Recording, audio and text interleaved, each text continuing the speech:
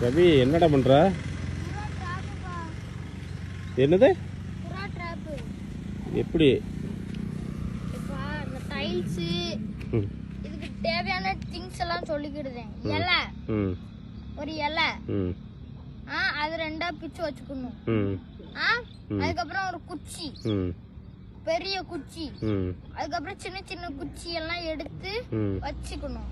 அதுக்கப்புறம் ஒரு டைல்ஸ், ஒரு கம்பி. இந்த டைல்ஸ இப்படி கவுத்தி போட்டு அது ஷேப்பு கொண்டாந்து தோண்டி வச்சிடணும். சரி, ஓகே. தோண்டி வச்சுட்டு இதுல அடிச்சு அந்த கம்பியை இதுல அடிச்சிடணும். அடிச்சோடனே நம்ம பெரிய குச்சி நம்மள அந்த குச்சிய வச்சிடணும். இங்க வச்சு இங்க நிக்க வச்சு அதுல கயிற கட்டி இந்த ஒரு குச்சி இங்க ஒரு குச்சியில கட்டி வச்சிடணும். கட்டி வச்சோடனே நின்னுக்கிடுமா. அதுக்கப்புறம் சின்ன சின்ன குச்சியெல்லாம் எடுத்து அடுக்கணும். சரி, இப்படி. ஓகே. கொஞ்சம் பெருசாவும் எடுத்து வைக்கணும். ஓகே. அடிக்க முடிச்ச உடனே என்ன பண்ணணும்? அடிக்க முடிச்ச உடனே என்னங்க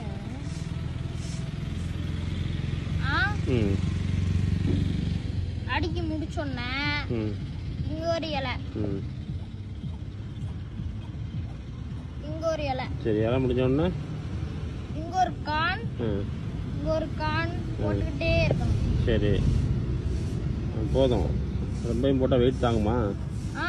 சரி, போட்டுக்கிட்டே இருந்தா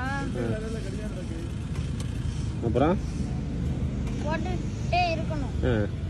கொஞ்சம் நிறைய போடணும். சரி, அப்பதான் புறா வரும். சரி, புறா வந்தா என்ன எப்படி பிடிக்கிறது? இது கொத்தி வரும்போது இதுல நிக்கும் போது இது உள்ள போயிரும். இந்த குச்சி உள்ள போயிரும். உள்ள போனோடனே இது தடுமாறி கீழே விழுந்துடும். அதுக்கப்புறம் இந்த டைல்ஸ் பொத்திக்கிடும், அது சிக்கிக்கிடும். எப்படி அது போட்டு காமி பார்ப்போம். அதான் புறா பாடு பார்ப்போம். ஓ, இப்படித்தானா? வெரி குட், நல்லா இருக்கு.